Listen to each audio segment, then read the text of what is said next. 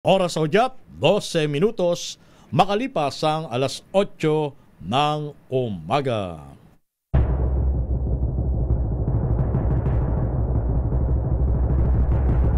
And the Golden Dove for Best Public Affairs Program Metro Manila goes to...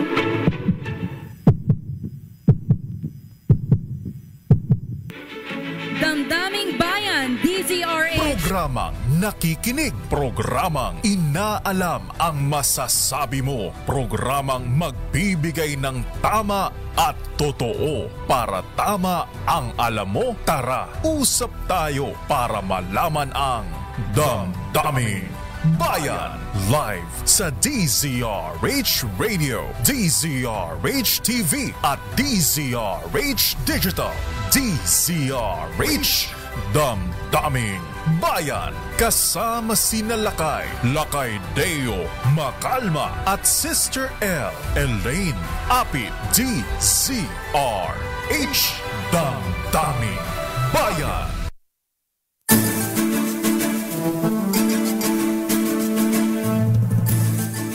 Magandang umaga Luzon, Visayas at Mindanao. Welcome sa inyo palatuntunan ng Damdaming Bayan. Sa ngalan ni Boss Deo Macalma, ito ang inyong lingkod, si Romel Fuertes. Magandang umaga Pilipinas at magandang umaga sa lahat ng mga nanonood at nakikinig po sa atin. Ito po si Sister L, Elaine Apit. Para sa DZRH, una sa Pilipinas. Una sa Pilipino. Bago tayo mag-umpisa ng ating talakayan, papasukin muna natin ang isang...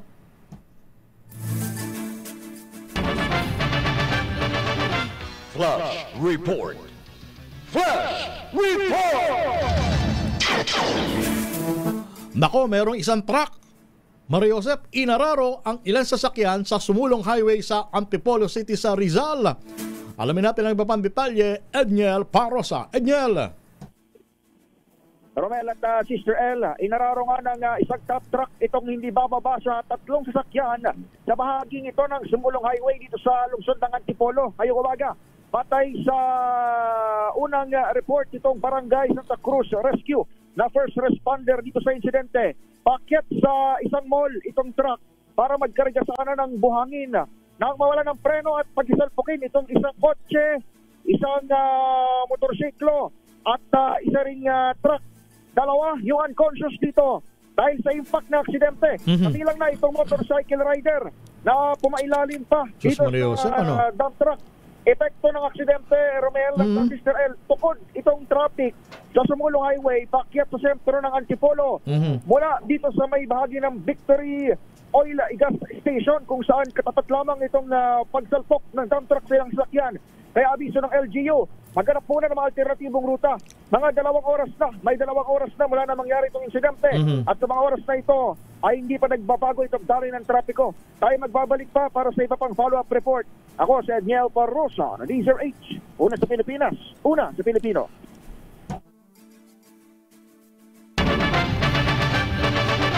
Flash Report. Flash Report!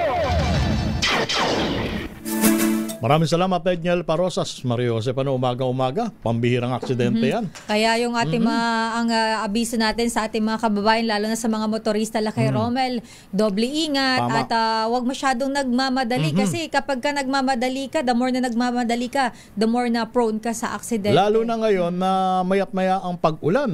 Di ba? Oo. Yan ang mga madudulas. Yung pagkaganyan, yung biglang buhos, tapos sinto. Yan ang madulas, mas lalong madulas ang lansangan. Lalo na kung hindi ako nagkakamali, yung lugar na pinangyarihan ng aksidente na yan, palusong yan eh. Yes, oo. At kapag ka ikaw ay medyo mabilis dyan magpatakbo, malamang sa malamang kapag ka nagkamali ka dyan, maaksidente ka. And of course, kailangan nakakondisyon ang sarili natin, Lakay Romel, pagka tayo ay nagmamaneho. Hindi pwedeng inaantok o kaya nakainom o kaya... Lalo na kung nakainom. Yes, diba? kasi bawal po yan at bawal po yan sa batas. And of course, kapag huwag tayo masyadong epan hindi katuwiran yung hindi katuwiran na Sister L yung karaniwan dahilan. Kasi nagmamadali ako eh. Ay, hindi. Hindi po pwede yun, Kasi makaka-aksidente talaga tayo. Kung gusto mong makarating on time, umalis ka ng maaga. Umalis ka ng maaga. Yes, yun naman ang lagi nating sinasabi. Pinaka-importante sa lahat. Nagmamadali ka pala, alis ka ng maaga. Pero Lakay Romel, ngayong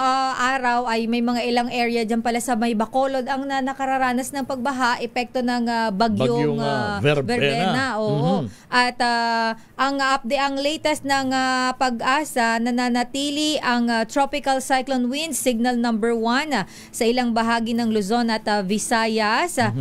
Gayon din sa Mindanao, sa Luzon, kabilang ang Occidental at Oriental Mindoro, Romblon, bahagi ng Palawan, Calamian, Cuyo at Cagayan Silio Islands, gayon din ang malaking bahagi ng Masbate. Ayan. At sa Visayas, Lakay Romel, under signal number 1 din ang Antique, Iloilo, Cebu, Bohol, Negros Occidental at Oriental, Samar, Leyte at dito ba yung kompletong? Sige, pero bago mo ituloy yan, Sister L, speaking of Negros Oriental, nasa linya ng komunikasyon natin, ang alkalde ng Canlaon City sa Negros Oriental.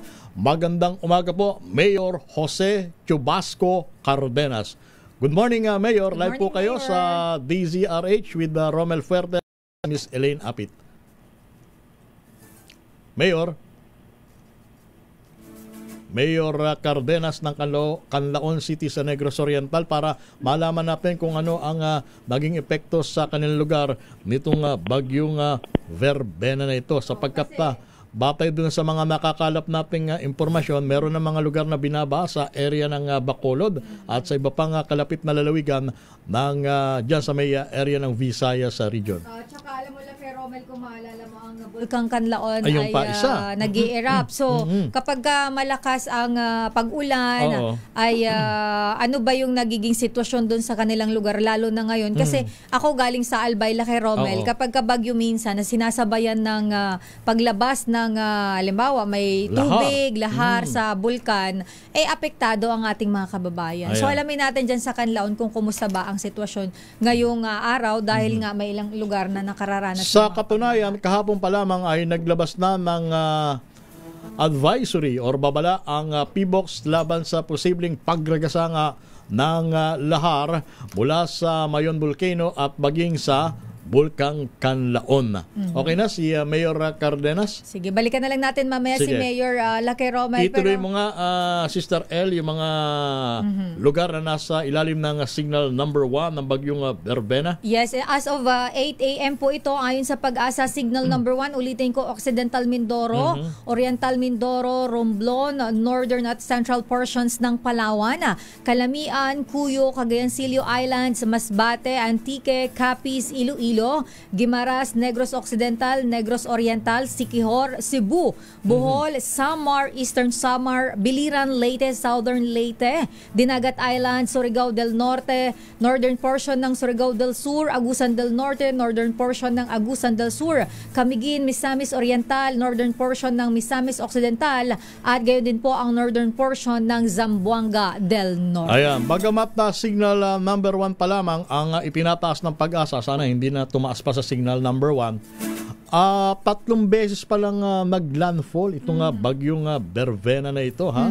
Unang tumama sa kalupaan ng Bayabas, Surigao del Sur, ang Tropical Depression Verbena pasadong 1:00 ng hapon kahapon. Sumunod na naglandfall sa may Jaghagna, Bohol, 11:30 naman ng gabi, at ang ikatlo niyang paglandfall ay sa Talisay, Cebu, kaninang 3:00 ng umaga. At sa taya ng pag-asa ngayon sa ang Bagyo Lakay Romel, ito as of 8 a.m. sa kanilang Facebook page. Taglay nito ang 55 kilometers per hour na lakas ng hangin. Malapit sa gitna at hangin umaabot sa 90 kilometers habang kumikilos ito sa bilis na 20 kilometers per hour. Ayan. So medyo same pa rin pala yung niya kanina kasi. Hindi siya gaanong kalakasan, pero mabagal ang kanyang paggalaw. Pagkilos, mabagal. Kaya doon sa initial na pagtaya ng pag-asa, mukhang sa Webes pa ito lalabas ng PARO, yung Philippine Area of Responsibility. Kaya yung mga kababayan po natin na nasa lugar na nasa ilalim ng babala ng bagyo bilang isa, ay iba yung pag-iingat po ang ating gagawin, ha? Yes, at saka may mga gale warning pa rin po Ayan. sa baybaying bahagi ng Northern Luzon, dyan po sa may Batanes, Cagayan at Ilocos Region. So medyo mapanganib po ang maglayag, kaya sa ating mga mangingisda ay wag na lang po muna tayong mangisda dahil delikado po. At saka doon po sa mga kababayan natin na nakapira sa mga coastal barangays, kung maaari po, wag na nating hintayin yung mga opisyal ng barangay at mga pulis na sila pa ang magpalikas sa atin. Mas mainam po yung voluntaryo na tayong lilikas at bumalik na lamang tayo pagka normal na ang sitwasyon. Mahirap yung Sister El, yung sumugal ka sa sitwasyon. Yung sasabihin mo, hindi naman gaanong kalakasan yung bagyo na yan. Dito muna tayo sa ating lugar hanggat hindi pa umaabot do sa talagang peligro. Mahirap po yan. Ang buhay natin, isa lang. Once na sumugal ka at natalo ka, wala na. Ayan. Yes, sabi ko, ang laging na naming linya, dahil alam mo naman na kay Romel, kami ay paborito ng bagyo. Ay sabi namin, hindi bali ang gamit mapapalitan, ang buhay ng tao, hindi yan napapalitan. Isang beses lang mawala yan, natodas na, wala na. Yes. At speaking of bagyo lang kay Romel, alamin natin ang sitwasyon dyan sa Bacolod, dahil ilang mga lugar sa Bacolod ang binaha dahil po sa epekto ng bagyong Bervena. At nasa ating linya, si John Diaz ng Action Radio Bacolod. John, good morning. Magandang umaga, John.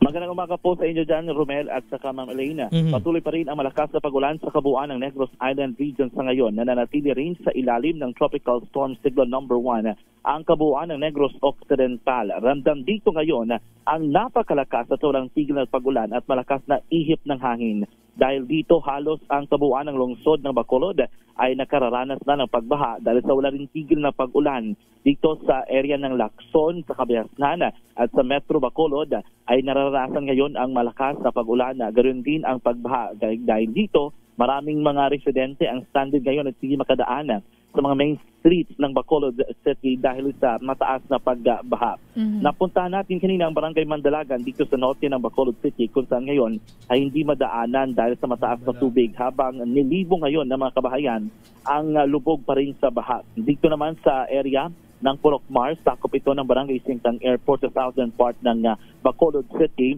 umabot na sa bubong ng mga bahay ang pagbaha at nananawagan na sila ng rescue. At ngayon ay mismo ang Bureau of Fire Protection Bacolod na isa sa mga nanunguna sa sa ginagawa nilang rescue operation ay nagsasabi na hindi madali yung pag-rescue ng mga residente dahil napakataas ng baha. Yung daanan halos hindi na makita dahil dito lubog sa baha. Even yung sapa at iba pang mga area dito sa may southern part ng Bacolod City. Samantala, 31 local government units na ang nagsuspende ng klase sa lahat ng antas dahil na rin sa pag-ulan at pagbaha. Nakarecord na rin ang pagbaha sa lungsod ng Bago, bayan ng Pontevedra at Pulupandan na lahat na ito ay sakop na ika-4 na distrito ng Negros Occidental. Samantala, sentro rin ng bagyo ang ika-5 distrito ng probinsya na ito rin ang lalang natamaan ng Bagyo Tino noong nakaraan kung saan maarami ang naiula doon na namatay. Ito rin yung lugar na binisita ng national government sa pangunguna ni Pangulong Ferdinand Marcos Jr. noong nakaraang linggo. Kaninang umaga, nagdeklara na rin ng suspensyon ng trabaho sa mga government offices sa Negros Occidental Governor Bong Lacson. Gayon din ang mga local government units dahil sa walang tigil na ulan dala ng bagyong Verbena. Sa kasalukuyan, nagpalabas ng statement ang alkalde ng lungsod ng Bacolod, si Mayor Greg Casatay, nagsasabi na naka-in place na ngayon ang lahat ng mga local disaster risk reduction management council at halos kabuang Bacolod City na nagdeklara na binaha dahil sa patuloy na pag-ulan. Sinasabi ng karamihan na kahit nasa ilalim lamang sa tropical cyclone wind signal number 1 ang lungsod ng Bacolod at Negros Occidental, pero yung dala na ulan at bugso ng hangin ay parang storm signal number 3 po. Dahil napakalakas. Lalong-lalo na kaninang madaling araw, alas 5 yata yun ng umaga po. John, in particular, anong lugar itong nasa bubong yung napapanood mga tao namin na nasa bubong yung mga tao? At anong oras pa sila nandyan sa bubungan at sila ba ay na-rescue na? John? Ayon dito sa ulat ni Councilor Attorney Cesar Distrito na sa ring yung punong barangay no nakaraan dyan sa Barangay Singkang Airport. Sakop ito ng Purok Mars, Barangay Singkang Airport at boundary ng Barangay 39 dito sa lungsod ng Bacolod. Yung gitna dito ay isa itong sapa o isa itong bridge, no, kung saan yung mga residente kanina pa pong mga alas 5 ng madaling araw nandyan sa taas ng kanilang mga bubong. Ngunit yung problema, hindi sila agad ma-rescue dahil nga po napakataas ng pagbaha sa ganyang lugar at yung mga fire truck hindi rin po makapasok. Lalo na yung daanan malapit dyan po ay hindi rin po madaanan ng malalaking sasakyan dahil napakataas po ng pagbaha. Ito po yung sinasabi nila na area na kung saan kalimitan, binabaha po talaga sila. At yung sitwasyon ngayon na umabot na sa bubong ng kanilang mga bahay. Pero area na ikalawang palapag na ng tahanan ay inabot na rin ng pagbaha. Ang binabanggit mo dyan, patuloy pa rin ang pagulan. So, delikado rin kung gagamit ng rubber boat as of press time. Kasi kung maulan, baka naman yung mga magre-rescue ang maaksidente. Isa pa po yan kasi nakita rin natin dito sa mga videos na kumakalat ngayon online, napakaraming basura. Basura na malaki mga basura, plastics, na ito po yung gumagambala sa daanan na pwede sanang daanan ng mga rescue team at ng mga rubber boat papasok dito po sa mga tahanan. Kaya sinasabi na medyo delikado rin po mag-penetrate dito sa area ngayon dahil hindi alam saan ba yung mga daanan, saan ba yung maliliit na bahay. Baka po kasi tumampa itong mga rubber boat sa mga maliliit na bahay dyan at imbis na makatulong, baka po mag-create ito ng problema. Grabe, ano? John, sorry to cut you. Itong lugar na binabanggit mo ngayon na maraming mga tao sa bubong ng bahay, ito isang area lang ba ito or may iba pa bang mga lugar as you're monitoring ng Action Radio dyan? Mayroon bang ilang mga lugar pa na katulad nito ang sitwasyon na nasa bubong yung mga tao at baha talaga? Hindi natin pa nakuha yung record pero doon po sa Puro Carvic, Barangay Mandalagan, norte naman po ito ng Bacolod City.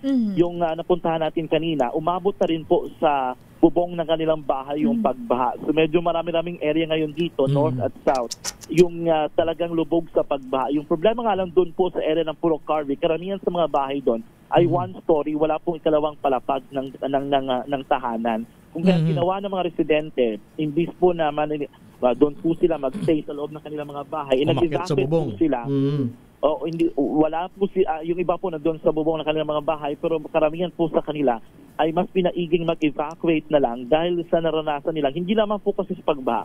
Yung current ng tubig nang galing po doon sa mataas na porsyon ng kanilang mga ng komunidad, yun po yung problema nila. Kasi yung delikado po doon baka po masama sila sa baha at mapunta po sila sa dagat o saan man po.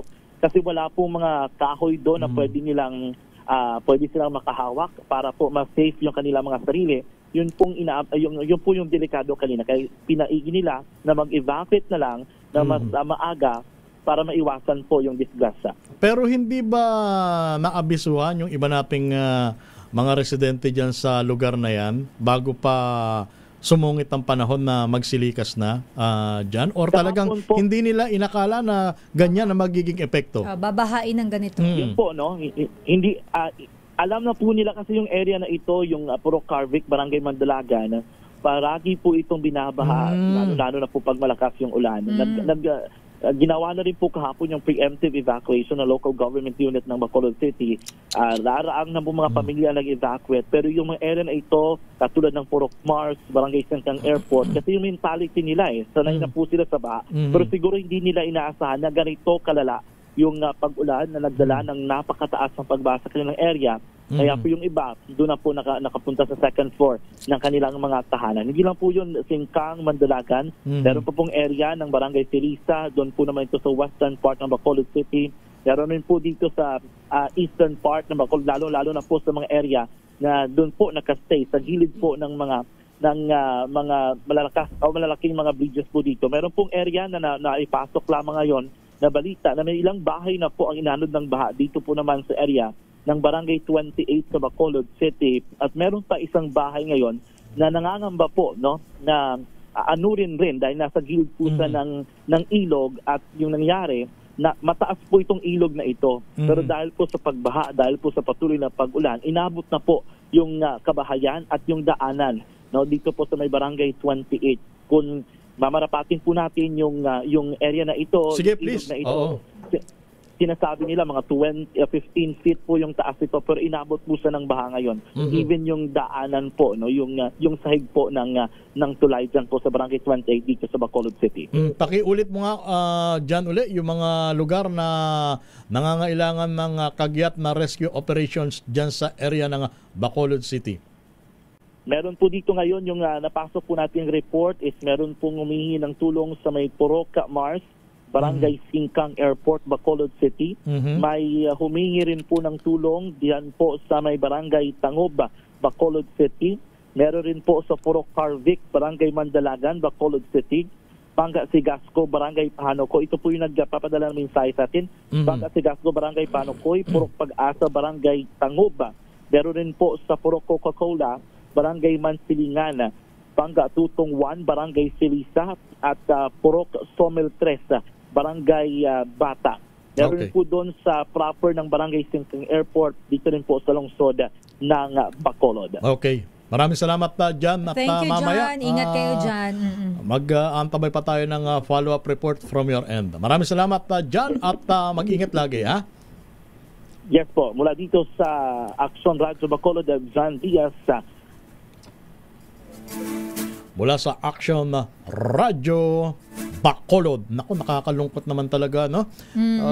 Magpapasko, Lucky Romel. pa naman, Tsaka, alam mo, hindi to naiingayan. Medyo hindi to na napagtutuunan ng pansin kasi yung mga tao ngayon na pinag-uusapan pala yung flood control, politika, gulo sa gobyerno. Pero ito po, yan, binabaha ang Bacolod ngayon. So, sana po ay ito muna yung pagtuunan ng pansin yung mga apektadong residente at mga agarang tulong na pwede nating maibigay sa mga apektado ng mga kalamidad. At saka hindi gaanong na-highlight yung lakas ng bagyo eh. Yes, Kasi signal number 1 lang number diba? 1 lang to eh. Pero bagamat binabanggit nga ni John ay itong area na to ay prone sa baha. Pero yung ganitong kataas na baha na nasa bubong na yung mga tao, alam mo na, mag-aalala ka, lalo na kung nandun ay yung kamag-anak mo ay nandoon, Lucky Romel. Kaya sana ay mabigyan natin to ng tulong at pansin din. Dahil hindi naman pwedeng ipagwalang baha lahat yung sa ibang bagay tayo mag-focus. Ito po, dapat pinagtutuunan natin to ng pansin.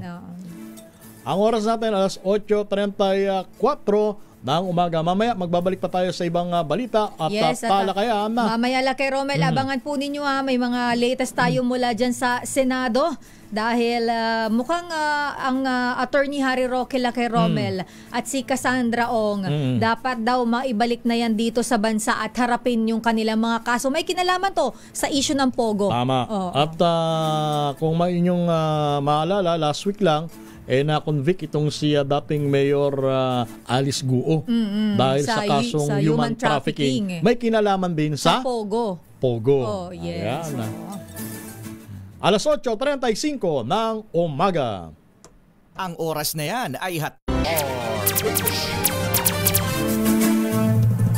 Balik po tayo sa inyong programa, ang Damdaming Bayan. Minus muna si Boss Deo Macalma. Pansamantala, ito ang inyong lingkod, si Romel Fuertes. At nakasama niyo pa rin po sa programa, Sister L, Elaine Apit.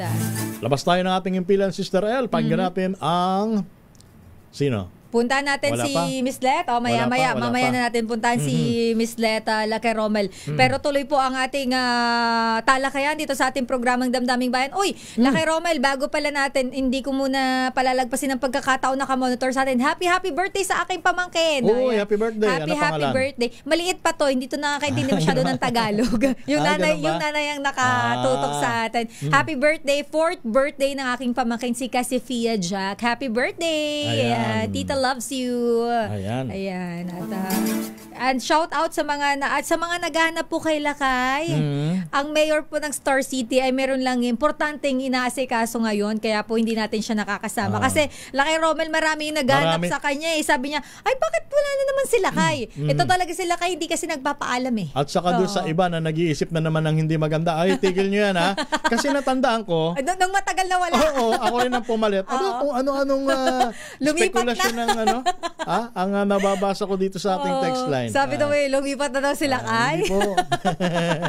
Siyempre, kailangan din ni Boss Dayo makalma na kahit paano mag-unwind, di ba? Yes, so magpahinga kahit paano. Alam nyo naman sila kay Gen Z. Ayan. Gen Senior. Charot lang lakay, baka nanonood magalit sa akin. Yung makina nga dapat ipahinga. Yung tao pa kaya. Tsaka di ba pinapa-maintenance. Yung tao pa kaya. Pero ito na lang kay Romel, punta natin ang latest sa Malacanang. Mga ahensyang tumututok sa pag-aresto sa mga sangkot sa flood control anomalies. Pinulong ni Pangulong Marcos. Alamin natin ang detalye. RH number 14, Miss Let Narciso. Manang Let. Romel, Sister L, pinatawag ni Pangulong Ferdinand Marcos Jr. ang mga pinuno ng mga ahensyang nagpapatupad ng arrest warrants laban sa mga individual na kinasuhan ng graft at malversation sa kanay ng irregularidad sa mga flood control project. Dumalo sa pulong sa Malacanang sina DILG Secretary John Vic Remulla at Acting DOJ Secretary Frederick Vida. Nasa meeting din sina PAOK Executive Director Benjamin Acorda Jr., Acting PNP Chief Police Lieutenant General Jose Melencio Narcates Jr. at NBI OIC Angelito Magno. Una rito inanunsyo ng Pangulo na nasa kustodiya na ng mga otoridad ang ilan sa mga akusado. Hinimok naman ito ang natitirang mga akusado kabilang si dating Congressman Zaldico na sumuko na habang binalaan din ang sinumang nagkakalong sa kanila na maaari ring managot sa batas. Romel? Miss Leta, ano ngayon ng Pangulo, ang kanyang schedule? Kasi kahapon wala siyang schedule, aside doon sa kanyang live. At puno ulit ang schedule ni Pangulong Marcos ngayong araw. Alas 9 ay nasa Cavite ito para bisitahin ang Ningning Megawatt Project. Ang nasabing proyekto ay ang kauna-unahang utility-scale grid-connected solar rooftop project kung saan mismo ang mga bahay ang nagsisilbing clean energy generators. Dadala rin ang Pangulo sa pagbubukas ng International Atomic Energy Agency International High-Level Forum on Nuclear Technology for Controlling Plastic Pollution. Gaganapin ito sa Conrad Hotel sa Pasay City. Pagtitipon ito ng Ministers of Science, Health, Energy and Environment. Gayon din naman kinatawan mula sa IAEA member states, international organizations at iba pa. At mamayang hapon, maraming bisita ang presidente dahil magsusumito ng credentials sa mga bagong ambassadors ng Tunisia, Paraguay, Burkina Faso, Marshall Islands at Serbia. Maring Let, this early mukhang natupad na yata yung wish ni mahal na presidente na bago magpasko, siguradong may makukulong laban sa mga sangkot sa flood control scandal. Romel at Sister L, dahil yan ang inaabangan ng ating mga kababayan. At mukhang araw na lang ang binibilang bago talaga merong makulong sa selda. Oo, may mga nakakulong na at yung natitira pa ay inaasahang maa-aresto na rin bago Pasko. Teka muna, isa na lang Maring Let. Hindi ba nasusuya ang presidente sa paghahanap dito kay dating Congressman Zaldico? Parang talagang madulas talaga itong si Zaldico. Hindi ba naiirita? Bakit hanggang ngayon hindi pa malocate? parang mas naiirita pa si presidente na kung ano sinasabi tapos sa online lang naman. Ayaw umuwi Ayan, abangan natin dahil merong ang hinihintay kasi yung makansela yung passport niya, di ba? Bagamat sa sinasabi ng DILG, ang hinala nila ay may iba pang passport na ginagamit. Itong so kahit nakansilahin mo yung pasaporte niya, yung talagang original na siya, ang nakapangalan.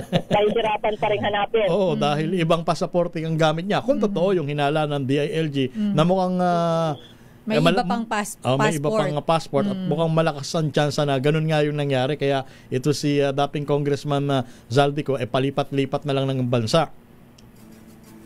Ayan, aabangan natin dahil humingi na rin naman ng tulong ang pamahalaan sa Interpol. Okay, maraming salamat Maring Let Narciso mula sa Palasyo ng Malacanang. Good morning, Balisenya Romel at Sister L. Samantala mula dyan sa Malacanang, puntahan natin ang update mula sa Senado, si former presidential spokesperson Attorney Harry Roque at itong si Cassandra Ong ay dapat daw maibalik ng bansa para harapin ang kanilang mga kaso ayon yan kay Senators Hontiveros at Senator Sherwin Gatchalian. Detalye balita mo RH28, Raymond Dadpaas. Lakay Raymond. Elaine, paring Romel, kumpiyansa si Senator Risa Hontiveros na may babalik sa bansa sina Attorney Harry Roque at Cassandra Leong. Ito'y matapos na tuluyang kanselahin ang kanilang pasaporte. Ayon kay Hontiveros, nararapat lang maibalik sa bansa sila Roque at Ong upang harapin ang kanilang kaso. Hindi nila maaring habang buhay natatakbuhan ng kanilang pananagutan. Sabi ni Hontiveros, hindi dapat tumigil ang gobyerno hanggat hindi napapanagot ang mga sindikato at kanilang mga kasabwat na nasa likod ng mga pogo. Para naman kay Senador Sherwin Gatchalian ay mas makabubuting umuwi na ng bansa sina Roque at Ong dahil liliit na ang kanilang mundong kinagagalawan matapos makansila ang kanilang pasaporte. Pareho silang may kasong human trafficking kaugnay ng operasyon ng Lucky South 99 Pogo Hub sa Porac, Pampanga. Sina Hontiveros at Gatchalian ay silang nanguna sa investigasyon ng operasyon ng Pogo sa bansa. Ito si RH28 Raymond Advance para sa DZRH. Una sa Pilipinas, una sa Pilipinas. Parang Raymond, si dating Secretary Roque ay nasa Dahig. Itong si Cassandra, nasa ng lokasyon niya? Yung huli nga impormasyon, itong si Attorney Roque ay nag-a-apply ng asylum. Ng asylum sa the Netherlands, pero si Cassandra Leong ay huling kanyang record ay nasa bansang Japan at yun ang kanilang tinutuntun sa ngayon, paring Roque. Okay. Ela kay Raymond, wait lang pala, bago ka namin pakawalan. Kumusta yung mga borders dyan sa Senate? Hindi ba sila makakauwi bago mag-Christmas? Kasi ilang days na lang, 30 days na lang bago mag-Pasko. Ang pagkakabanggit sa amin ni Senator Ping Lacson, kaya sila kaya yun ang isa sa mga dahilan kung kaya't hindi pa nila pwedeng tapusin yung hearing ng Senate Blue Ribbon Committee.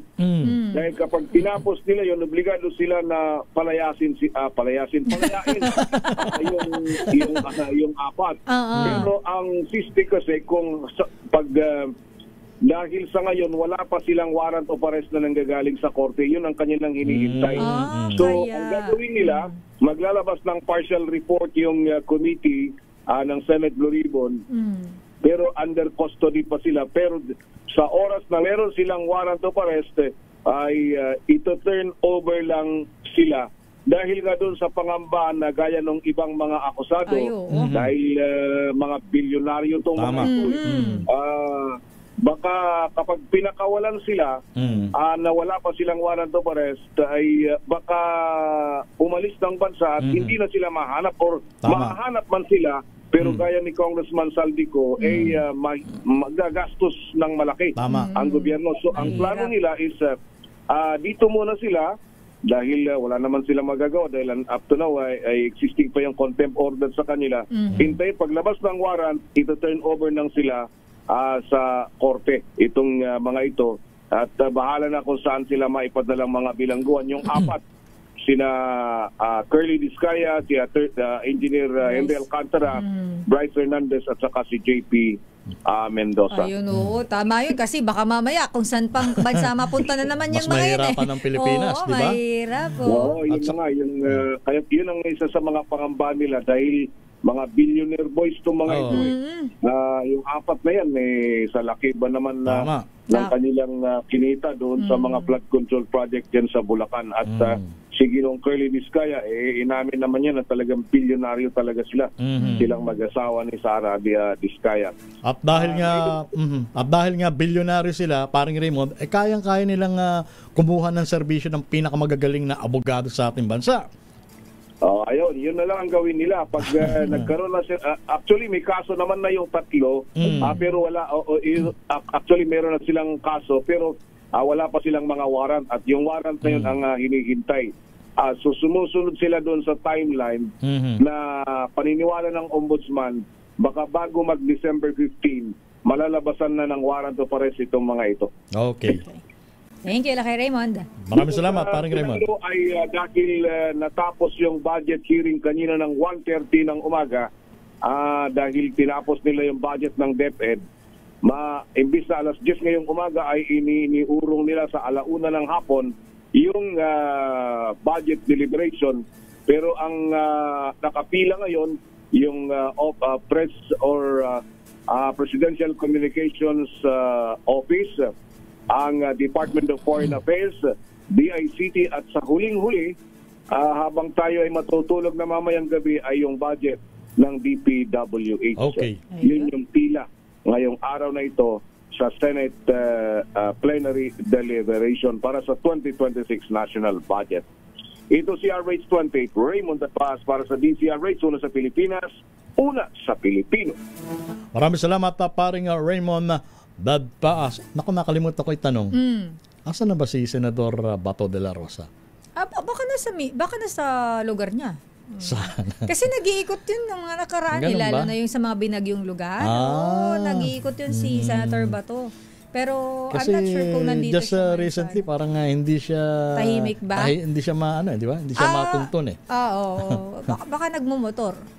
Mahilig din yung motor Mga kaibigan, kaya po namin nag-iikot yun si Senator Bato. Tama, baka nandito lang eh. Yung iba naman kasi hindi nung nakaraan na sa Cebu. Nagpunta siya ng Cebu and of course, siya ay taga Davao, di ba? Davao ba si Senator Bato? I'm not sure. Hindi ka sure. Pero madalas siya sa Davao. Kasi alam ko, di ba, naging chief siya ng Davao. So most probably taga Davao nga siya. Pero kaya natin natanong kasi nga di ba merong umugong na impormasyon na mismo kay Ombudsman Remulla na dito niya sa atin ninununsyo sa executive session. Oo. Na allegedly nagpalabas na din daw ng warrant of arrest ang ICC. Ang ICC, International Criminal Court. Ito po ay may kinalaman naman sa war on drugs ng previous administration. Mamaya babalikan natin ang punto na yan. Samantala, standby ka, Giselle Ricafort at Boy Gonzales. Oras muna natin 5 minuto bago sumapit ng alas 9 ng umaga.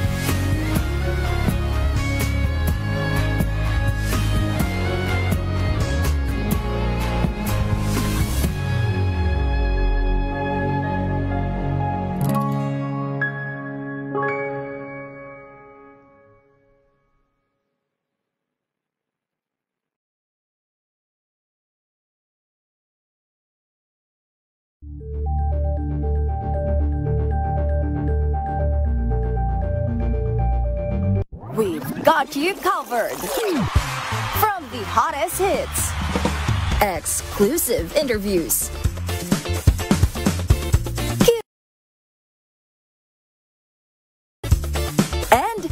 season performances of your favorite stars. Saturdays, 12 noon, dito lang sa DZRH TV.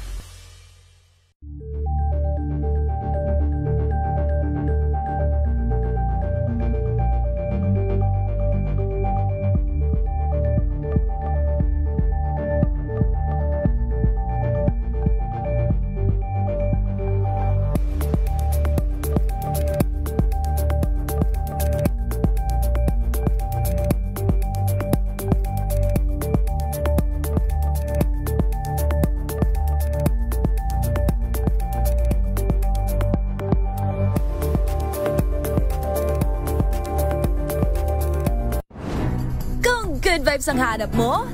Dito ka na sa Sigurado! Mula sa mga istoryang nagbibigay ng inspirasyon hanggang sa mga kwentong may dalang solusyon. Mga balitang pampagaan ang pakiramdam at papaganda ng araw. Hindi lang ba sa good news, kundi the better news. Mula Lunes hanggang Biyernes, 1:00 ng tanghali sa DZRH TV.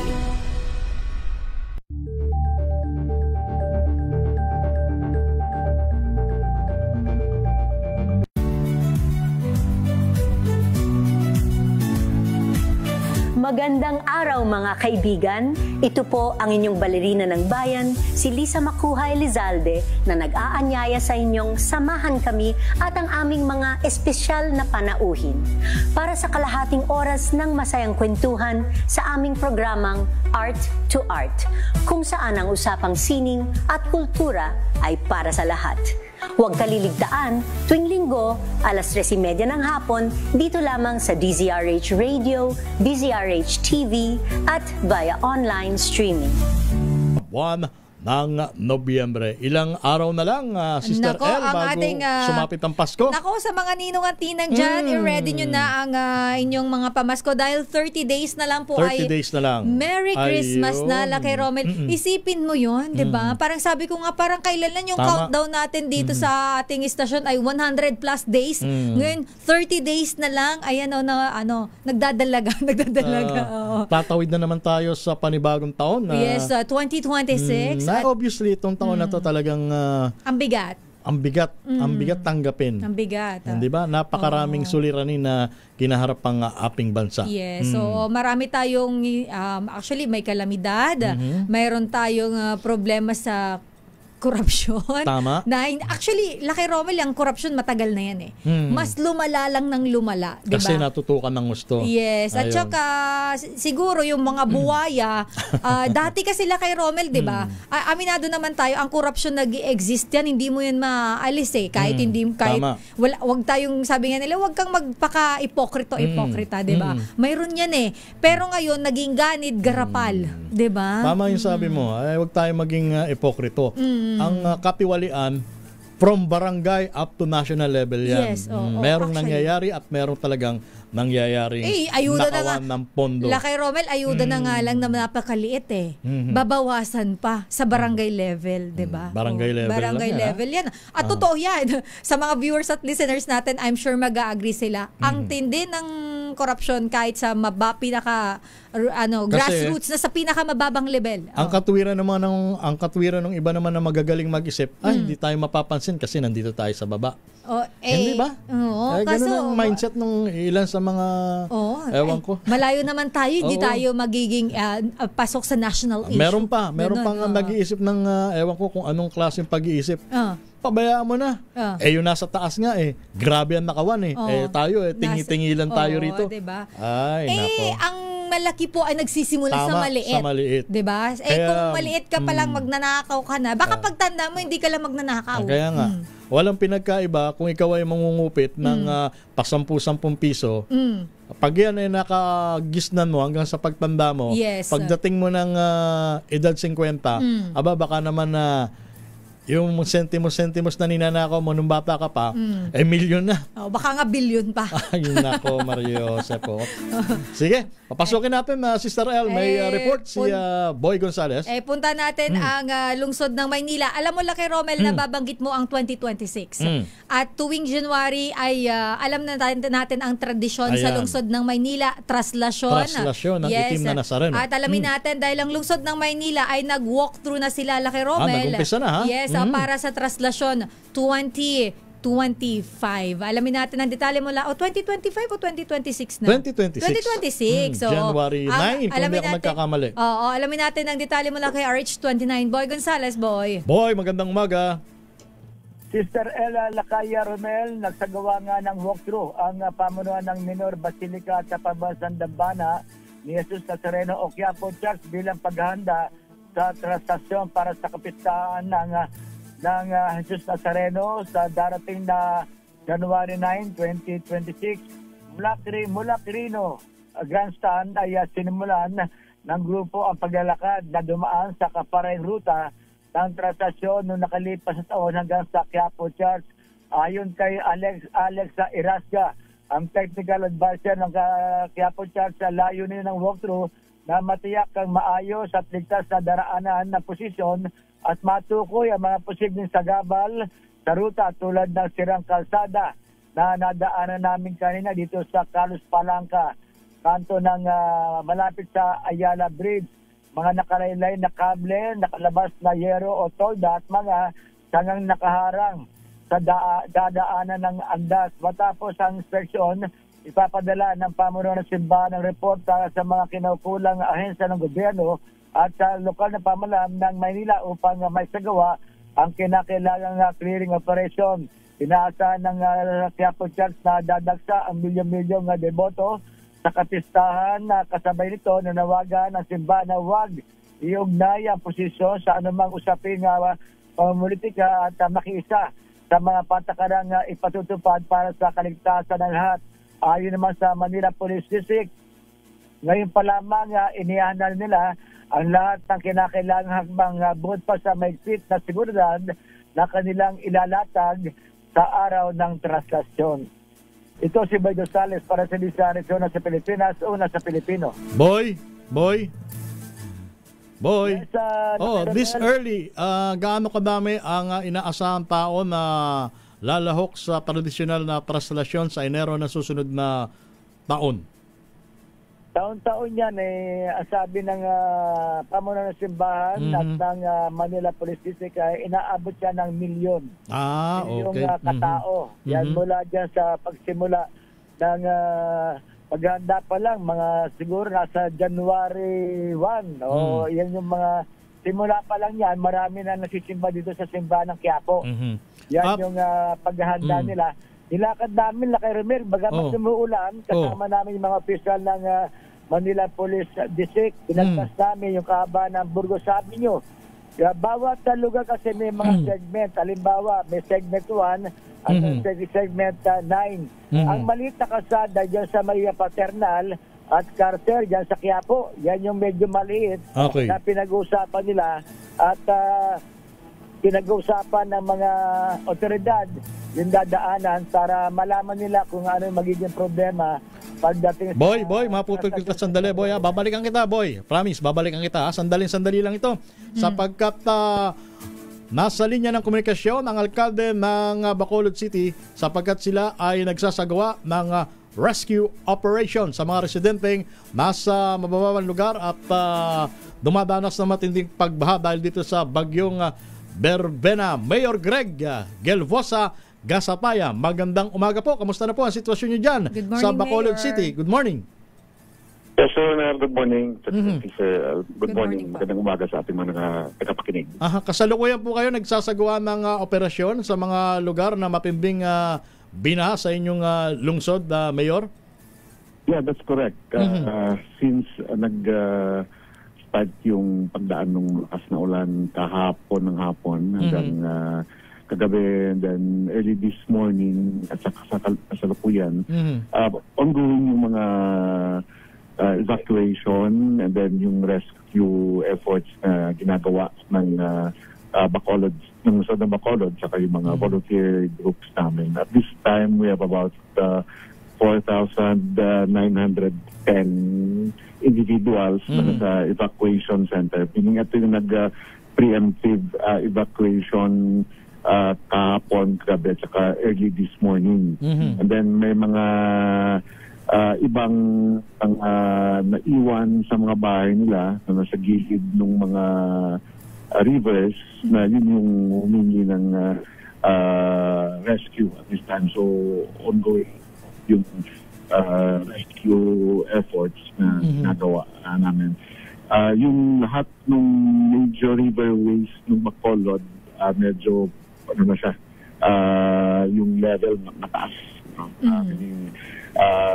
Yung tubig sa taas talaga. So punong-puno na yung mga major rivers namin kasi yung Bacolod, ito yung low-lying area, yung mga tubig galing sa bundok directly bumababa sa lungsod ng Bacolod, no?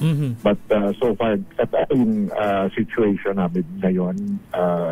Hopefully, saan wala namang na merong casualty, no? But ongoing yung efforts. Opo. Mayor, kanina nag-report yung reporter namin sa Action Radio Bacolod.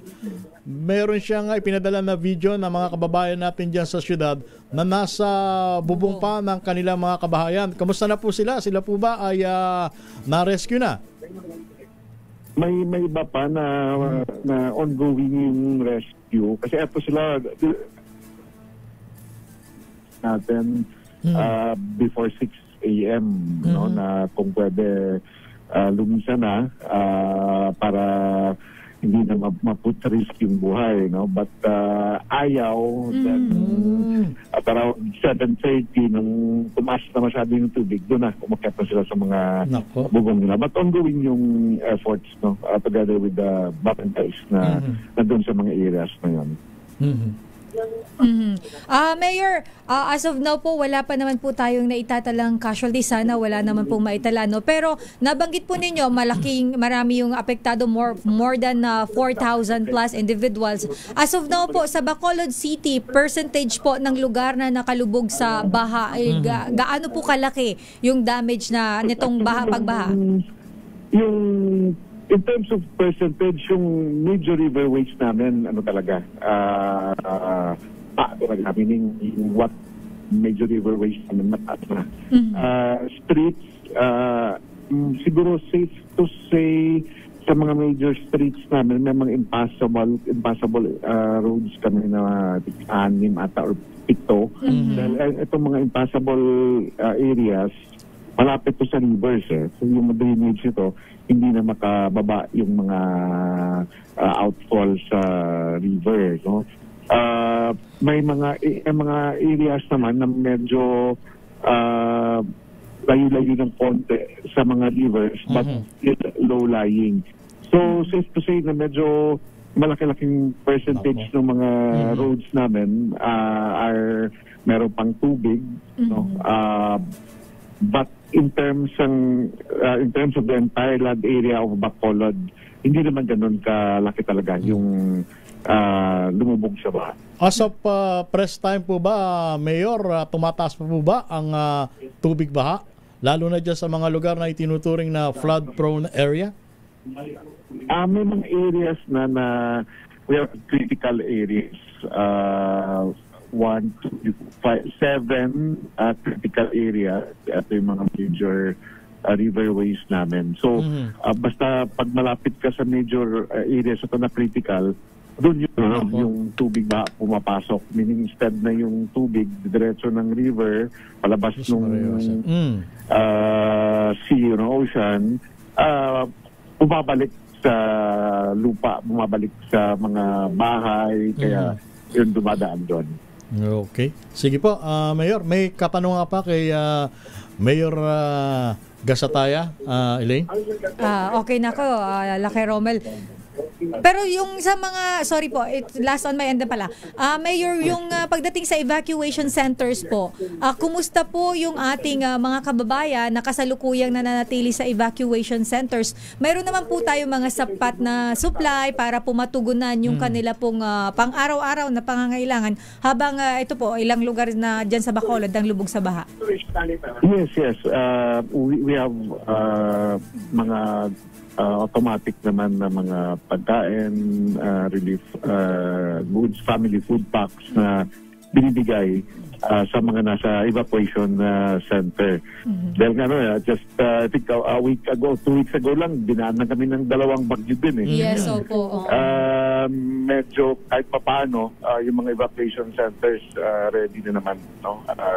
In place naman yung operations namin sa mga evacuation centers. No? But compared sa last sa 2 bagyo na dumaan, noon malakas na hangin. Although kinamaan kami talaga ng medyo malakas noon dahil more than 600 big trees were uprooted in Bacolod and mga 200 electric poles. Kaya nga hanggang ngayon meron pang ibang areas na wala pang yung mga bahay wala pang kuryente. But this time, pa naman yung dumaan dito sa amin sa Bacolod. No? But evacuation centers namin are in place. Yung focus na muna namin ngayon is the rescue operation. Okay. Maraming salamat Mayor Greg at sana mailigtas na sa lalong or ma-rescue na sa lalong madaling panahon yung pong mga kababayan natin na hanggang sa mga oras na ito ay nasa bubungan pa ng kanilang mga kabahayan. Yes. Okay. Salamat. Thank you po, Mayor. Mabuhay po kayo at ingat po kayo dyan. Okay. Thank you po. Ang inyo po napakinggan, ang alkalde ng Bacolod City, si Mayor Greg Gasapaya. Oras natin, alas 9:14 ng umaga. At sa ating pagbabalik, may nanalo na sa ating Pasko Panalo Promo. Mamaya lang. Ang oras ay hatid sa inyo ng Eye Care Center. 18 minutos sa makalipas ang alas 9 ng umaga. Ngayon pong araw ng Martes, ika-25 sa buwan ng Nobyembre. Si Sherwin Alfaro nasa Santa Maria, Bulacan. Yes, at bago natin puntahan ng Ninong ng Bayan Lakay Romel, ibigay na muna natin ang word of the day. Ito na muna. Ready na ba kayong tandaan ang ating word of the day para manalo ka ng Deezer H Mini Component? Eto na! Ang ating word of the day lang kay Romel ay verbena. Ayan. Anong yan po ang ibig pangalan sabihin ng bagyo. Verbena na Alam yan, ko, ala kay Romel, ni-research ko siya. Klase pala siya ng halaman.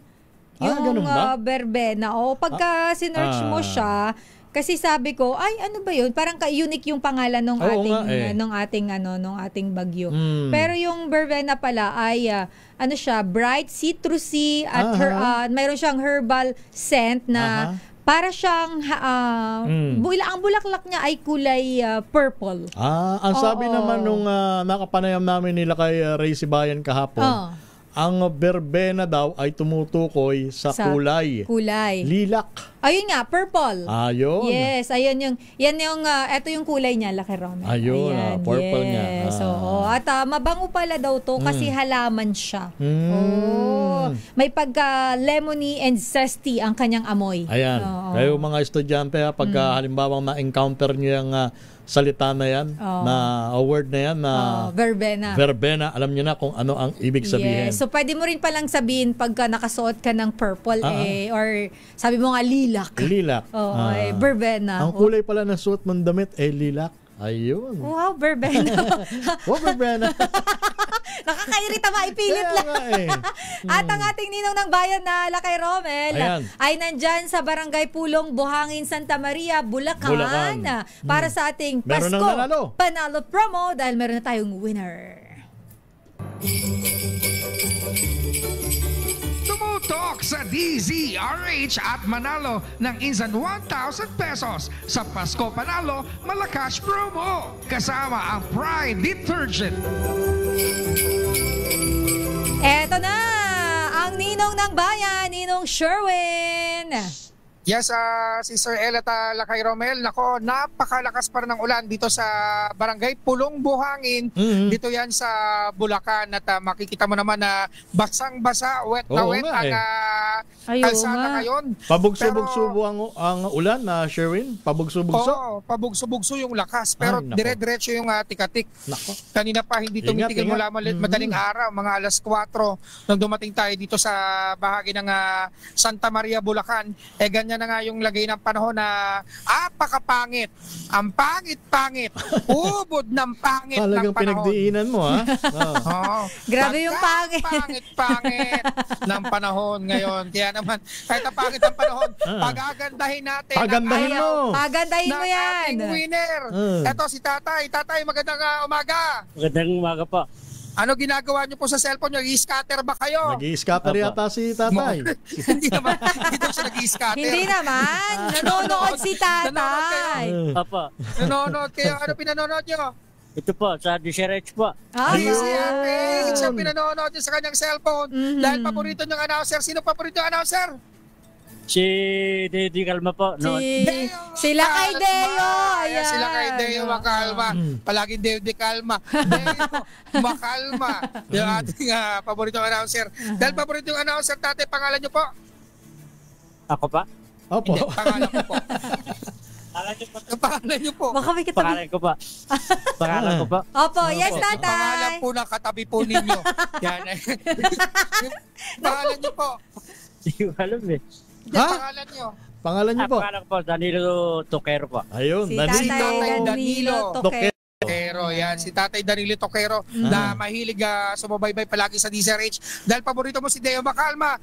Eto, meron kang 1,000 pesos. Ayan. Maraming salamat po. At pag nahulaan mo pa yung ating word of the day, mapapasayo din, Tatay Danilo, yung ating mini component. Verbena pa. Verbena. Ayan. Kaya nakuha mo ang ating word of the day. Ito ang DCRH mini component. Ba naman, Ninong Sherwin, palambutin mo nga yung dancer mo. Yan ang ating Jelly Ace ngayong umaga. At syempre, meron pa yung kasama DCRH t-shirt. Ayun. Ang nasiksik liglig umaapaw na DCRH Noche Buena basket. Yan Yan, sinasayaw niya. Ayan. At dahil kanina doon sa unang winner natin, nagulat tayo dahil yung winner natin kanina sa 2x2, merong sakit pala sa puso. Katatapos ng operahan, nalagyan ng stent, binigyan ni Congador ng additional na premyo. Pero dahil dito, Tatay, sinong congressman doon rito sa Bulacan? Ador Pleto pa. Kilala niya si Tatay Ador, si Congressman Ador Pleto. Ito meron kapag naggagawa. May 1,000 pa si Tatay. DCRH pa. Nako, maraming salamat sa Tatay. Pero eto na pinaka nakakalungkot, may lumapit sa atin dito na humihingi ng tulong. Dahil alam nga na DCRH lapitan ng tulong. Nanay, pangalan niyo po? Sonia po. Nanay Sonia. Nanay Sonia. De la Cruz po. Opo. Donya. Sonia po. Sonia. Sonia de la Cruz. Sonia. Opo, ano po may tutulong namin? Ano po nga may tutulong po ng DCRH sa inyo? Mangilang po ako ng pangkain namin, pambili ng bigas po, saka sa kahirapan po namin kasi nangungupahan lang kami. Mangiila ako ng pambili ng pagkain, saka pambili ng mga sabon sa bahay, yung mga pangailangan. Bibili kayo ng Pride detergent. Opo. Sabon bibili kayo ng Pride detergent. Dahil kailangan nyo kahit na maulan, naglalaba kayo. Opo. Sino congressman nyo rito? Si Ador Pleito po. Naman, bigyan mo na yan, Ninong Sherwin. Ayan, dahil kailangan si Congressman Ador Pleito, ito. Meron pong 1,000 na pinabibigay po si Kong Ador para sa inyo. Salamat po. Maraming salamat po. Nasolve na po ang problema nyo ngayong araw. Maraming salamat, Sword Love Sold po. Ayan. Nako, na-solve. Isa na naman kababayan natin, parang si Ate may binao. Isa na naman kababayan natin ang na-solve ang problema. Kaya na si Nanay Donya. Sonia pa, Sonia. Ba't po ang pangalan nyo Donya pero... Sonia. Sherwin, Sonia. Sonia, hindi Donya. ako yata may problema sa tenga. Si tatay kasi dito sa kabila. Si tatay talaga naka-hearing aid. Pag may hearing aid ni tatay. May hearing aid si tatay. Kaya pala hindi gano'n niya naririnig. Yan talagang solid sa pakikinig sa kanyang cellphone ng mga programa ng DZRH. Kaya naman, sa mga nais manalo ng 1,000 pesos, laging tumutok sa DZRH. Baka kayo nasusunod nating winner sa DZRH. Pasko Panalo kasama ang Pride Detergent. RH number 6, Sherwin Bata Alfaro DZRH. Una sa Pilipinas, una sa Pilipino.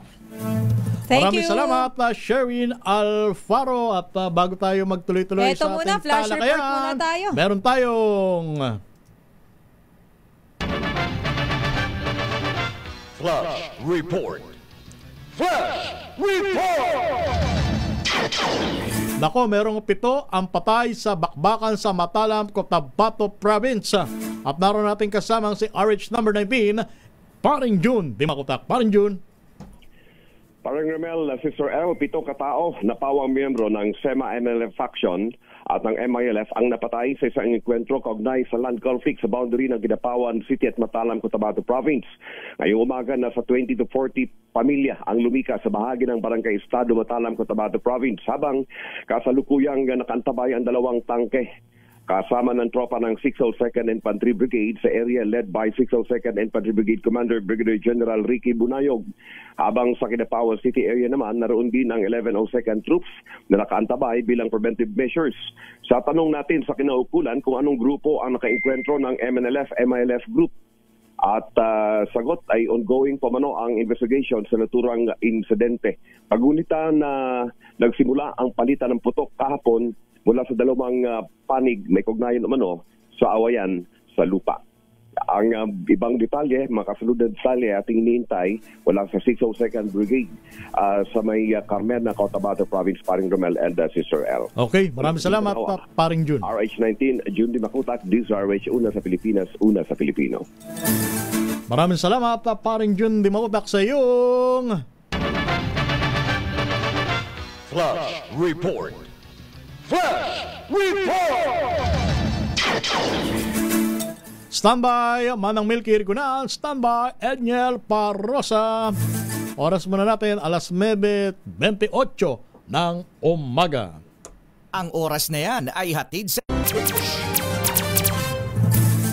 Balik tayo sa inyong programa ang Damdaming Bayan. Minus muna si Boss Deo Macalma. Ito ang inyong lingkod, si Romel Fuertes. Kasama nyo pa rin po, Sister L, Elaine Apit. Uy, nakatutok pala sa atin ngayong umaga. Kay Romel, batiin ko lang. Nakasama ko to dati sa, banggitin natin, DZXL. Si Sir Buddy Ubera, sinahanap ni Sir Buddy. Sabi niya, nasan ba daw sila, Kay? Baka daw nasa Russia na. Wala naman po sa Russia. Ayan, nakatutok pala sa atin. Batiin ko rin si Apo L sa Bartolome. Ay, si Ka At si dating PNP Chief Nick Bartolome dyan sa Herona, Tarlac. Nasa Tarlac ba sila ngayon? Hello po. Sa bayan ng Herona. Shout out sa magkapatid na suking-suki ng DZRH. Magandang umaga rin sa dati nating kasama si JB, si June Bedanya. Ay, si Kuya June. Nasa Tarlac ka rin ba, June Bedanya? Hi, Kuya June. At labas tayo ng impilan, pakinggan natin ang pagulat mula sa mababang kapulungan ng Kongreso. Paano ka lang 3-month National Tax Holiday sa lahat ng mga manggagawa sa harap ng mga katiwalaan sa gobyerno isinusulong sa Kamara. RH number 12, Manang Milky Rigonan. Manang Milky. Romel at Sister L, dahil sa lumala ng isyu ng katiwalaan, marapat lang nabigyan ng 3 buwan na tax holiday ang lahat ng mga manggagawang Pilipino. Rekomendasyon ito ni Representative Elisan Fernando ng Kamanggagawa Party List dahil nalulustay lamang umano ang pondo ng bayan at buwis ng mamayan dahil sa mga isyu ng katiwalaan. Sa House Bill 6205 o 3-month Tax Holiday Act of 2025, sustindido ang pumapataw ng income tax sa sahod na sa loob ng 3 payroll months at matatanggap ng mga empleyado ng buo ang kanilang sahod ng walang kalpas sa buwis. Ayon kay San Fernando, sobra ang pasanin ng mga magagawa sa patuloy na pagtaas ng presyo ng mga bilihin, kakarampot na sweldo pero bilyong-bilyong piso naman ang pinag-uusapang nilalakaw umano sa pondo ng bayan. Nilinaw ni San Fernando na hindi nito pinapalitan ang mas malalim na reformang kailangan sa pampublikong pananalapi procurement at anti-corruption measures, pero magbibigay naman daw ito ng breathing room sa mga manggagawa. Para kay San Fernando, ang hakbang na ito ay simbolo at praktikal na tugon para maibalik ang tiwala ng publiko, kasabay naman ang hinihintay na resulta ng mga investigasyon para mapanagot ang mga sangkot sa flood control scam. Ako si Milk Reguna, nagulat para sa DCRH, una sa Pilipinas, una sa Pilipino. Maraming salamat, RH12 man ng Milky Rigunan. Samantala, nako, Lakay Romel, nakakalungkot dahil yung report ni Edniel kanina na aksidente dyan sa may sumulong highway sa ating Antipolo City, meron na pong 2 naitalang patay. Alamin natin ang follow-up report. RH52, Edniel Parosa. Edniel.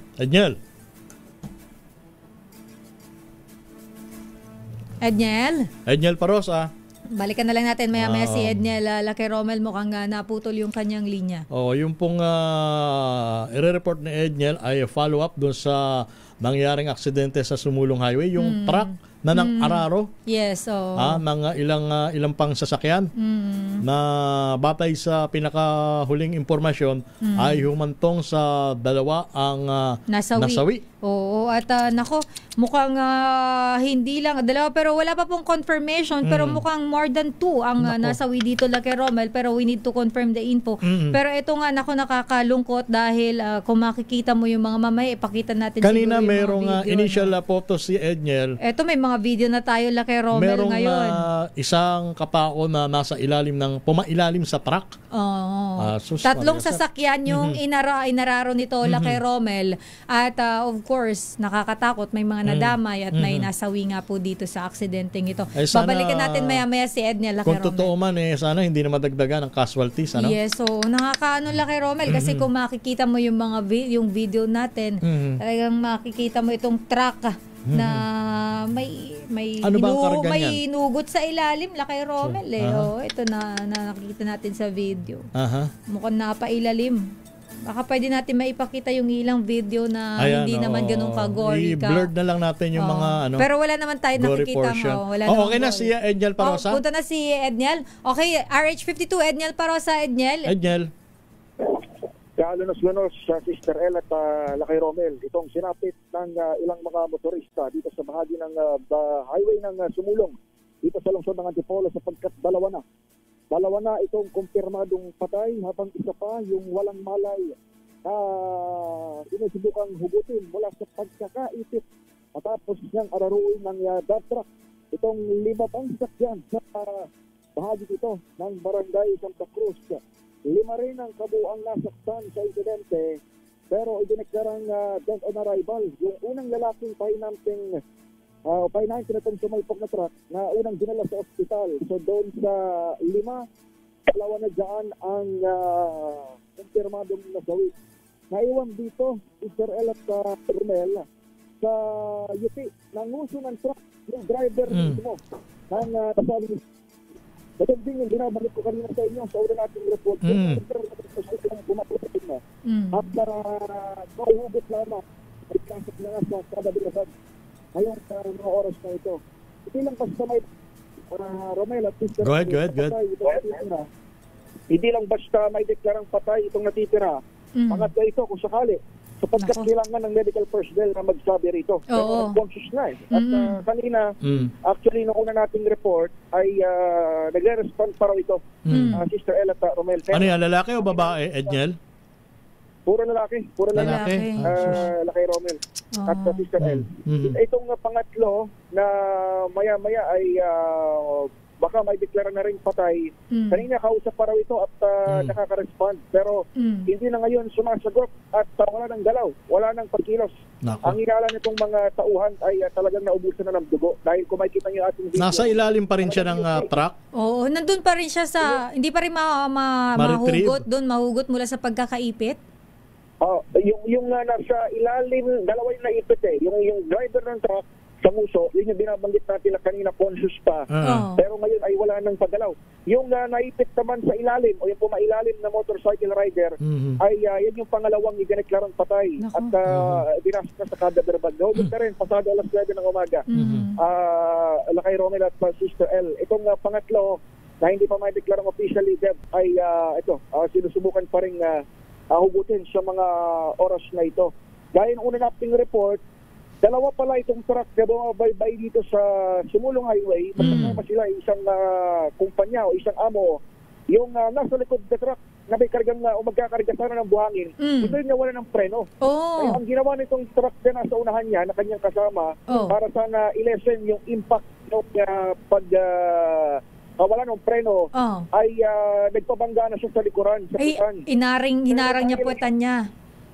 Oo, pero dahil sa, kung mapapansin nyo sa videos natin, slope area talaga ito. At alam naman natin itong Antipolo, maliban sa zigzag, pataas pababa yes, sa kalsada dito sa Sumulong.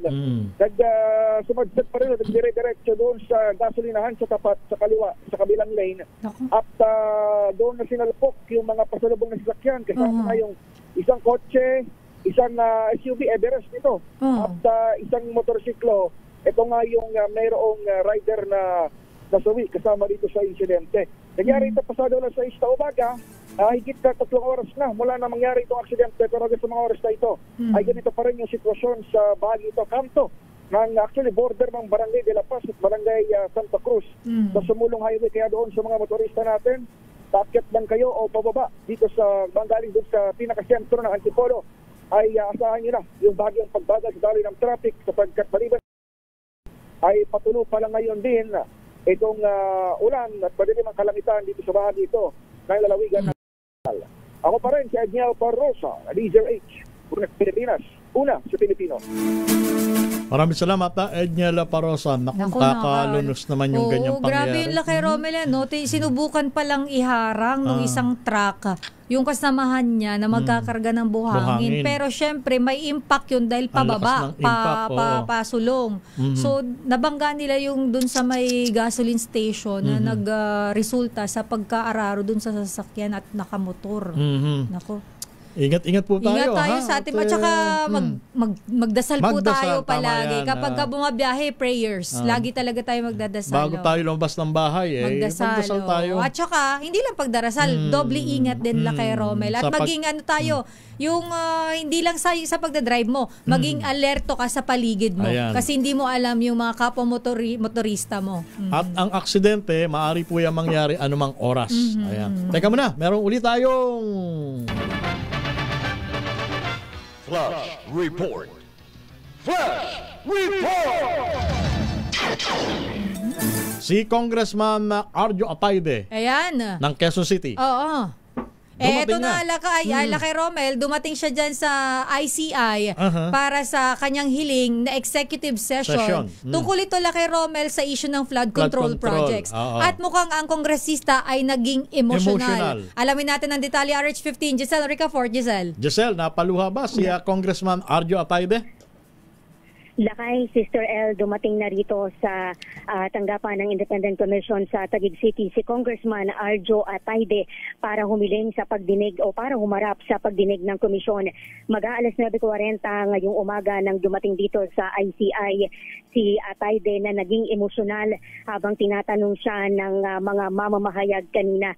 Ang sabi ni Atayde, nandito daw siya sa komisyon para patunayan na inosente siya sa mga ipinupukol sa kanyang aligasyon kaugnay ng anomalya sa mga proyekto sa flood control at idiniin niya na hindi daw siya magtatago sa gitna ng investigasyon. Pakinggan natin, Lakay Romel, yung naging bahagi ng panayam.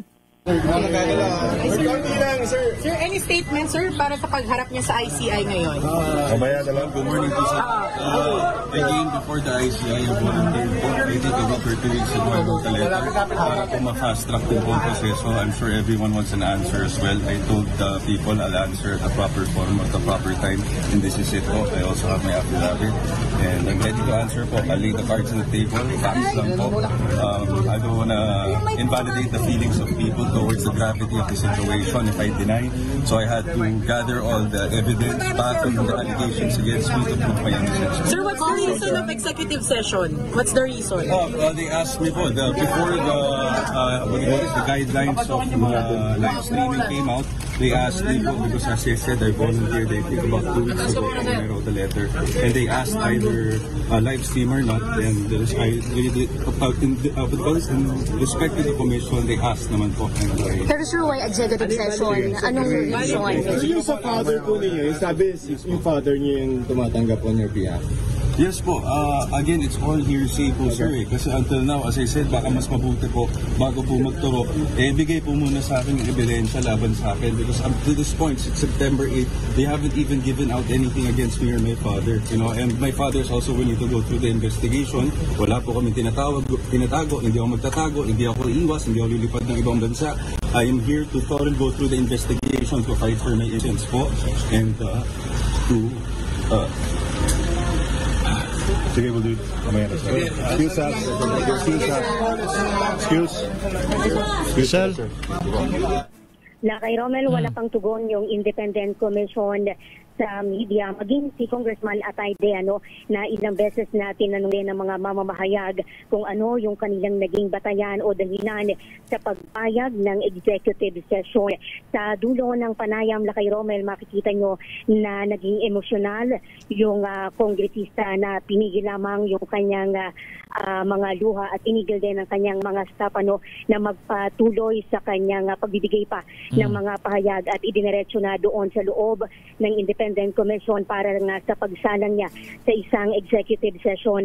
Bukod Lakay Romel dito kay Congressman Atayde, haharap din sa komisyon si Congressman Dean Asistio mamayang alas 10:30 ng umaga, pero humiling din siya sa executive session na ang ibig sabihin itong pagharap sa pagdinig ng dalawang kongresista ay hindi matutunghayan sa live streaming ng ating mga kababayan.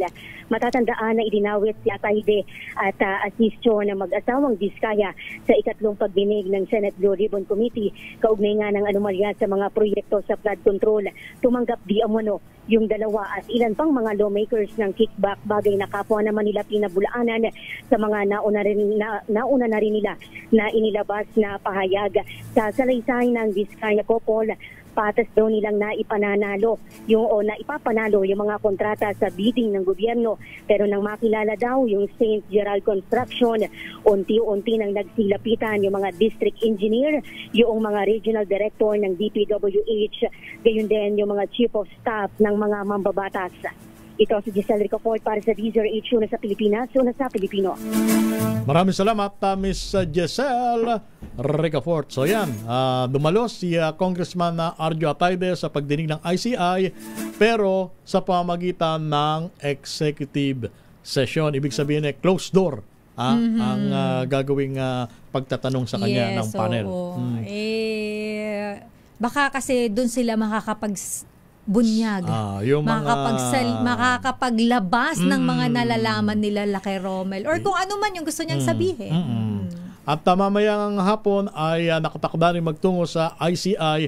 Ito namang si Congressman Dean Asistio ng Caloocan. Alam ko nga, akala ko nga sabay sila pero mukhang nauna si Congressman Atayde. At kung pinagbigyan yung hirit ni Congressman Atayde na executive session, most probably ganun din ang magiging kapasyan sa kaparehong request ni Congressman Dean Asistio ng Caloocan. Meron pa tayong 10 minuto bago sumapit ang alas 10 ng umaga. Babalik pa tayo sa ating talakayan at balitaan makalipas ang patalastas na ito. Naman tayong 4 na minuto bago sumapit ang alas 10 ng umaga. Sister L, sa wakas, finally, bakit? Magsalita na. Akala ko naman kung ano naman. Kasar. Binasag na ng presidente ang kanyang katahimikan. Oo, Lakay Romel. Sa harap ng seryosong akusasyon ng kanyang kapatid na si Senador Amy Marcos. Pero hindi na daw niya kilala ang kapatid niya. Ang sabi ng presidente, yung napanood nyo na nagsasalita at nagsasabi na ako ay drug addict. Oo, na siya ay gumagamit ng cocaine. At pati ang buong pamilya ko ay hindi yan si Manang Amy Marcos. Pero sumagot agad si Manang Amy. Anong sabi Manang Amy?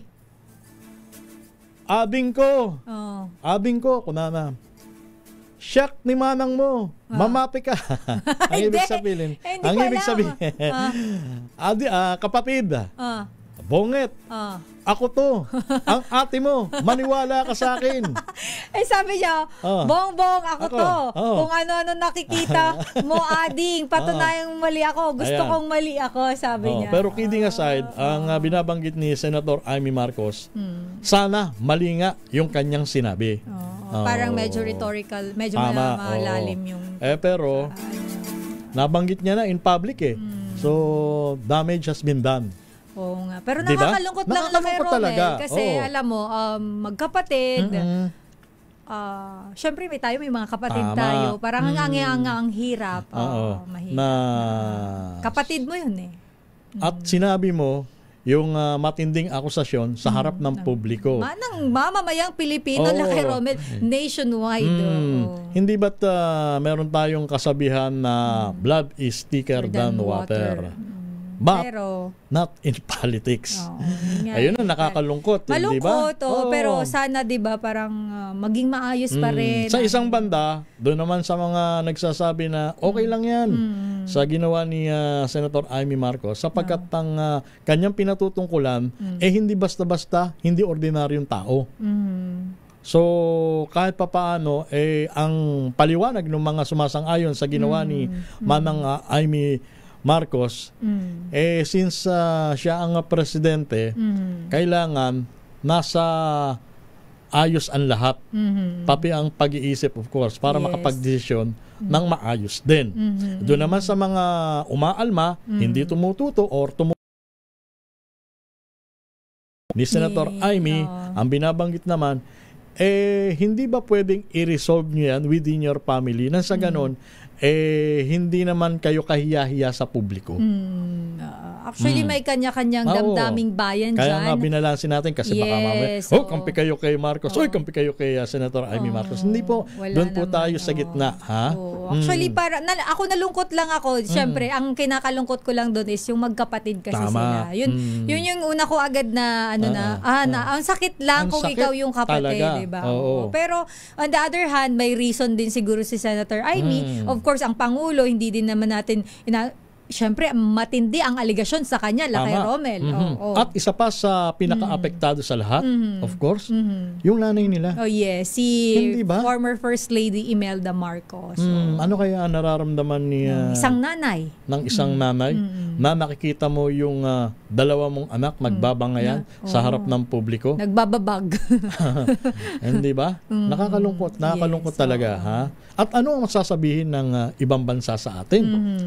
Ano ang magiging impact nito sa business community? Na allegedly ang nagsasabi na ang presidente may bisyo, yung mismong kapatid. Hindi naman ibang tao nagsasabi. Mismong ang kapatid, hindi ba? Though, diba, even before na i-issue na yan, dahil alam naman natin, ang former President Rodrigo Duterte ay tahasan ding nagsabi ng ganon. But of course, hindi naman po natin yung napatunayan. Wala naman po tayong alam doon. Pero lahat tayo ay may kanya-kanyang opinion, may kanya-kanyang paniniwala, and nire-respeto natin yun. At dahil nga doon sa ibinunyag ni Manang Amy Marcos, muling umugong yung mga suggestion na once and for all para mapatunayan ng presidente na mali yung mga hinala, magpa-drug test siya. Ang hamon ay hair follicle test para daw talagang sure at once and for all matapos na at patunayan sa publiko. Pero prior to that, magpa-drug test na ang presidente noong nakalipas na presidential elections. At negative naman ang lumabas. Ngayon, syempre, follicle test, hindi naman tinatanggap ng Malacanang yung hamon na yan na ang presidente sumailalim sa ganyang pagsusuri, wala nakakaalam, hindi ba? Well, anyway, sana naman ma-resolve na yung issue na yan. Pero sa atin, ang dasal lang natin na dahil ang gulo na ng Pilipinas, once and for all, matapos na to. At sana magkaroon ng Merry Christmas ang lahat. Maliban doon sa mga sangkot sa flood control at sa malalang korupsyon, makulong kayong lahat. Yung masasabi natin. At dyan na nagtatapos ng isa pang edisyon ng inyong programa, ang Daming Bayan. Sa ngalan ni Lakay Boss Deo Macalma, ito ang inyong lingkod, si Romel Fuertes. At ito naman po si Sister L. Elaine Apit. Stay safe everyone. God bless po. Oras, 2 minuto, makalipas ang alas 10 ng umaga at susunod na ang programa ni Miss May Binauhan. This time check is brought to you by ACS Manufacturing Corporation.